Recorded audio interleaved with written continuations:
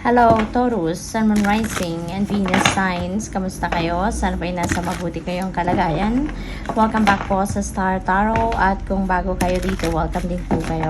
Please subscribe, like, share my videos, and leave me a comment po kung nakaresonate kayo. Thank you.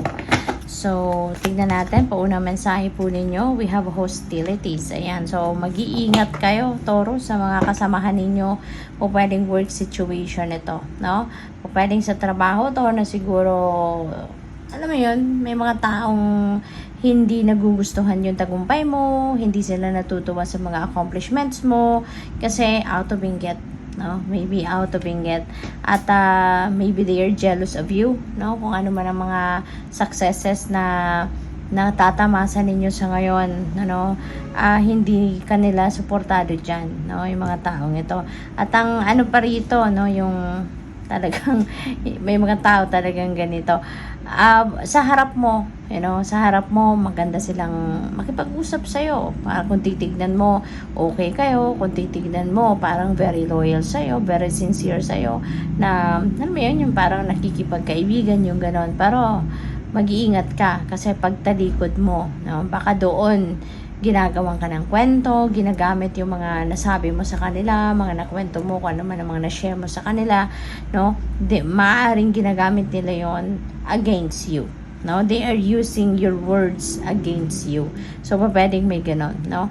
Merong mga tao dito siguro sa paligid ninyo na po pwedeng merong pagka-traidor, no? Kaya mag-iingat kayo. Okay? Do not share, no, important information, no, with the people around you, lalo na kung medyo may uneasiness ka nang nararamdaman towards that person. Okay? Kaya nga importante na makikinig kayo sa inyong intuition kasi for sure gagabayan kayo ng universe, no? For sure magsisend yung intuition ninyo ng warning sa inyo. Okay? So, tignan natin kung ano pang mga mensahe para sa iyo. We have patience. Ayan, through the darkness to the light. Ayan, so, you just need to be very patient as well, no? Mas maganda ng magpasensya, diba? Pagpasensyahan mo yung mga taong ito, huwag ka nang gagawa ng kahit ano man na para labanan sila na, ano mo yun, yung physical, no, sagutan, yung mga ganon. So, siguro, mas maigi na lang, diba? Na practice patience and the tolerance at use your own judgment and discernment. Kasi kung kailangan mo talagang harapin, kung kailangan mo talagang komprontahin, kausapin, no, if it's necessary, then do so. Otherwise, kung sa tingin ninyo, diba, hindi na kailangan, no? Hindi na kailangang patulan, yung mga ganon, no? So, pasensya ka na lang. Magpasensya ka na lang, diba? Yung ganon na lang. So, depende yan sa inyong sitwasyon. Iba-iba tayo ng sitwasyon rito, no? Kaya use your own judgment and discernment, okay? Kayo ang mas nakakaalam sa inyong sitwasyon. So, tignan natin kung ano pa mga mensahe ninyo.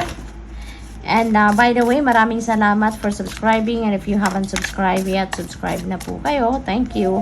And there is a join button po sa baba ng video, no?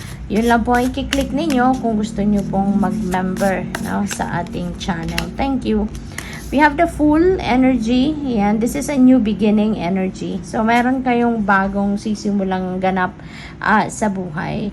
Pwedeng babaguhin ninyo yung way of pakikisama ninyo sa mga tao sa trabaho ninyo, pwedeng sa mga kamag-anak, sa mga kaibigan. So, maaari, no, na gusto mong magkaroon ng pwede, no, Taurus, na kayo ay magsiset ng healthy personal boundaries. Baka kasi wala kayo nun. Baka kasi hinahayaan nyo lang, no, kung anong mga ginagawa ng mga tao sa'yo, sinasabi ng mga tao sa'yo. Yung parang okay lang siguro dahil sa sobrang bait mo, sobrang mapasensya mo. So, hinahayaan mo lang sila, no? Tinitake in mo lang ng tinitake in. So, at baka wala kang boundaries, no? Kaya ngayon, maaaring yun ang gagawin ninyo. Now that you are experiencing this kind of treatment from other people, siguro you are going to learn, no, na it's about time now for you to put limitations sa sarili mo at sa mga tao sa paligid mo, no? So, pwedeng ganon. This could also be a new beginning in some areas of life, katulad na lamang ng siguro sa relasyon. Baka magsisimula kayo ng bagong relasyon, papasok kayo ng bagong level ng relationship, or po pwedeng bagong tao, bagong karelasyon talaga, no? Baka meron kayong bagong love interest. So, po pwedeng papasok kayo ng bagong relationship. So, that is possible as well. Or, maybe that's related to trabaho, career, diba? Or business venture. So, depende. And there is Tower. So, this is definitely a sudden change that is going to happen. At ang mga pagbabagong ito ay mga pagbabagong hindi mo plinano, hindi mo inaasahan, hindi mo gustong gawin, no? Wala sa hinagap mo, no, ang mga bagay na to na mangyayari, but it is going to happen because it has to happen, no? Divine timing. Ito na yung divine timing para yung mga pagbabagong ito ay mangyari na, no? Kaya mangyayari na by hook or by crook, gusto mo man o hindi. This is the divine universe going to intervene in your circumstances para mailagay ka na sa kung saan ka dapat malagay. Mapunta ka na sa dapat mong kalagyan. Okay? So, at first, may gulat factor ito, may surprise element ito. But, isipin mo na lang na kahit may discomfort kang mararanasan dito sa una, always remember, na everything that God is doing is for our best interest. Now, even if it doesn't seem like it sa una, pero, rest assured. Rest assured that at the end of the day, ilalagay ka ng universe sa kung saan ka dapat mapunta, saan ka dapat malagay, which is, in this case, you will be in alignment with your destiny. Kaya that is where you're going to be feeling fulfilled, contented, happy, yung ganon. Okay? So, what else? We have the Two of Swords. Ayan. So, may decision na kailangan gawin kayo dito, no? So, since yung mga pagbabagong ito is not under your control, no? Pwede na ang iba sa inyo rito siguro nag-iisip na kontrahin pa, hindi na susunod, or hindi kayo makikipag-cooperate, no, sa kung ano man ang mga pagbabagong mangyayari rito. So, pwedeng may ganun. Kaya, pwedeng mag-iisip ka, mapapaisip ka, no? Am I going to follow them kung anong gusto nila, diba? Or am I going to resist, no? So, pwedeng ganun ang mga iniisip ng iba sa inyo rito. So, we have the World. Wow. So, maganda, no? Nasa taas niya si Fool. So, ibig sabihin nito, this is also a new beginning, no? Pero ang maganda rito kasi new beginning ito talaga na, alam mo yun, out of opportunities, no? Mayroong mga oportunidad na dadating, mayroong opportunities dito na papasok sa buhay ninyo, and you are going to embrace them, no? Pwedeng hindi lang iisang opportunity dito yung kukunin ninyo, yung i-enjoy ninyo, it could be more than that. At pwede, no, na yung mga opportunity na to is galing doon sa tagumpay. Kasi this is also a time for success. Meron kayo ritong mga bagay na ma-accomplish, meron kayo ritong mga bagay na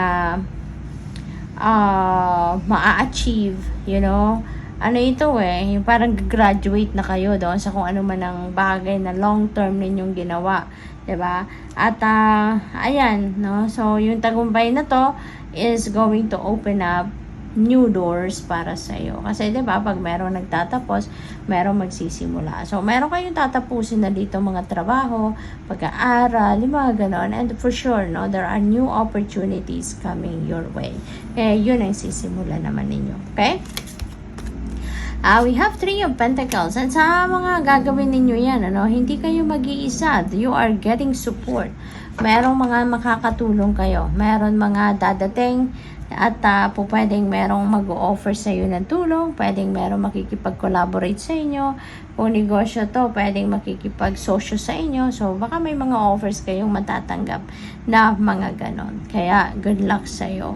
So, final message ni Taurus is Two of Cups, no? So, partnership talaga, no? Merong mga tao dito talaga na lalapit sa'yo at willing kang tulungan, willing kang makasama sa trabaho, yung mga ganon. So, Two of Cups is partnership. So, pwedeng business partnership ito, pwedeng mga makaka-partner mo sa trabaho, mga magiging assistant mo, or mga makakatrabaho mo, makakasama mo sa kung ano mang project ang gagawin mo, or po pwede rin, no, na this is pwede rin na this is relationship. Baka magkakaroon kayo ng bagong relasyon. Kasi nga, 'di ba, etong full energy, a new beginning, it could be in love, 'di ba? So, si Two of Cups, no, most likely talaga, no, baka pwedeng, pero magsisimula dito ang iba sa inyo talaga ng bagong love and romantic relationship. Kaya, good luck po sa inyo. So, thank you for watching. Love and light. Namaste.